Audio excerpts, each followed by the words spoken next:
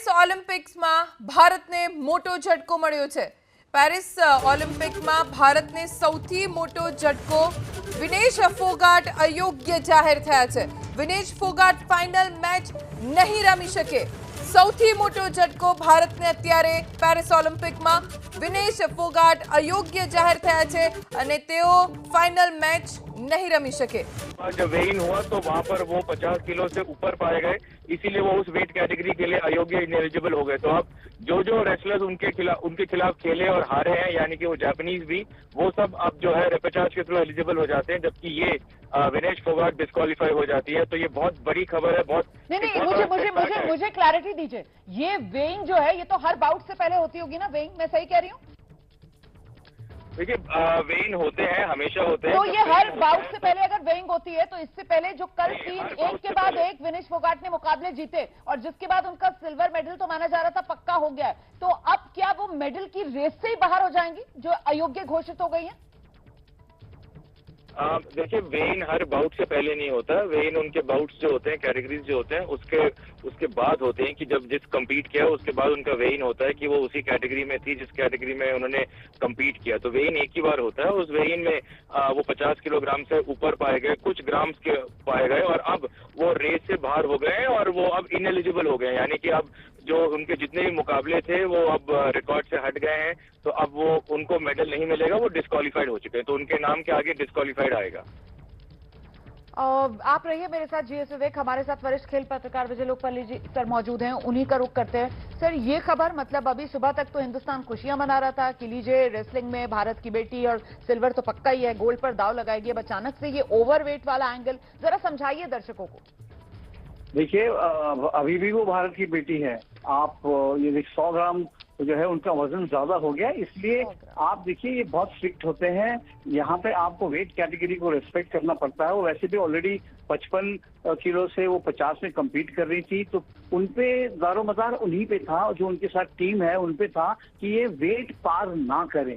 आप इसमें उनको बहुत बहुत डिसिप्लिन रखना पड़ेगा और इसमें अब जो है आप कुछ नहीं कर पाएंगे, क्योंकि वहां पे जो उन्होंने जूरी ने अगर निर्णय लिया है कि डिस्क्वालीफाइड होंगी तो डिस्क्वालीफाइड होंगी। और ये बहुत ही, मैं देखिए लोग बोलते हैं ना कि नजर लगना, तो ये नजर लगना होता है कि हमारी ही नजर लग गई इस बच्ची को। इतना बढ़िया परफॉर्मेंस दिया और अब जाके कैसे हालात में आप देश का दिल टूटेगा। कल रात को हॉकी में देश का दिल टूटा।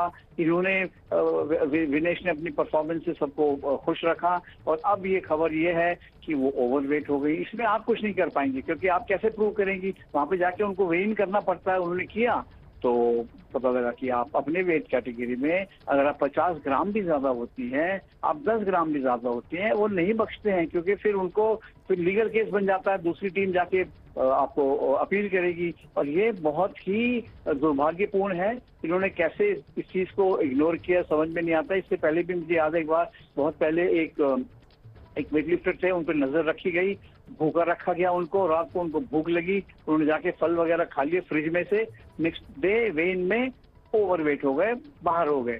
सो ये थोड़ा सा टीम पे, जो इनके साथ टीम है उनकी भी जिम्मेदारी थी, उनको चेक करना चाहिए था कि देखिए ये ओवरवेट तो नहीं हो रही है। क्योंकि आपको याद होगा इन्होंने बोला भी था कि जैसे लवलीना अगर आप देखें या निखत देखें, उनका यही इश्यू था कि वो खा नहीं पा रही थी, कुछ ठीक से सो नहीं पा रही थी, क्योंकि वेट आपको मेंटेन करना है। और विनेश पे बहुत प्रेशर ये था क्योंकि वो अपने से 5 किलो कम कैटेगरी में जो है कम्पीट कर रही थी। बिल्कुल सर, कल जिस तरीके से एक के बाद एक बाउट विनेश जीतती गई हूँ, उसके बाद यही कहा जा रहा था कि ये कम वाला जो फैसला लिया उन्होंने कि वो 50 किलो वाली कैटेगरी में पार्टिसिपेट करेंगी, ये उनको रास आ गया। लेकिन अब देखिए वो जो बात आप कह रहे हैं ना कि नजर लग गई, तो ये आप जो बता रहे हैं कि पहले भी ऐसा हो चुका है, वो भी भारतीय रेसलर के साथ ऐसा हुआ था सर? देखिए भारतीय, बिल्कुल मेरे ख्याल से उनका नाम मुझे याद नहीं आ रहा है इस वक्त एकदम, पर जब मैं आऊंगा आपको बता दूंगा, आप देखिएगा चेक करके।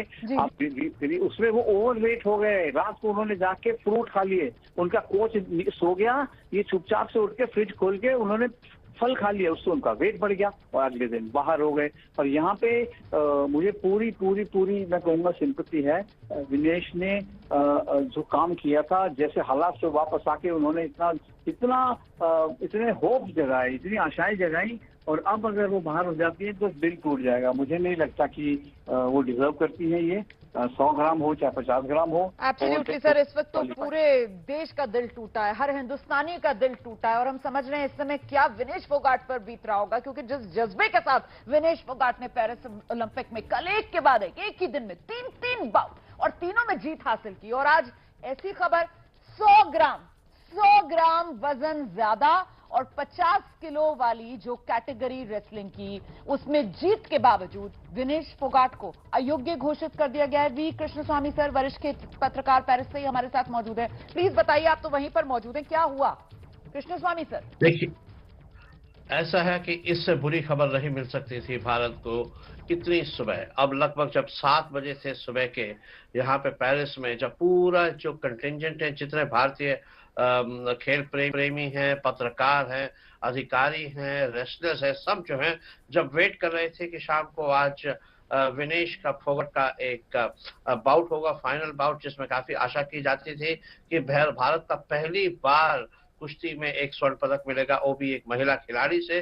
विनेश फोगाट ने अपनी जिंदगी में जितने सारी मुसीबतें झेली हैं, उसके बाद लग रहा था कि ये जो स्वर्ण पदक है उन सब मुसीबतों को पार करके उनके लिए एक नया रास्ता दिखाएगा जिंदगी में ही, मगर वो ना हो पाएगा अब, क्योंकि जो है रेसलिंग, बॉक्सिंग, जूडो, ताइक्वांडो, इस तरीके के तमाम खेलों में वेट कैटेगरी को मेंटेन करना एक बहुत जरूरी बात है।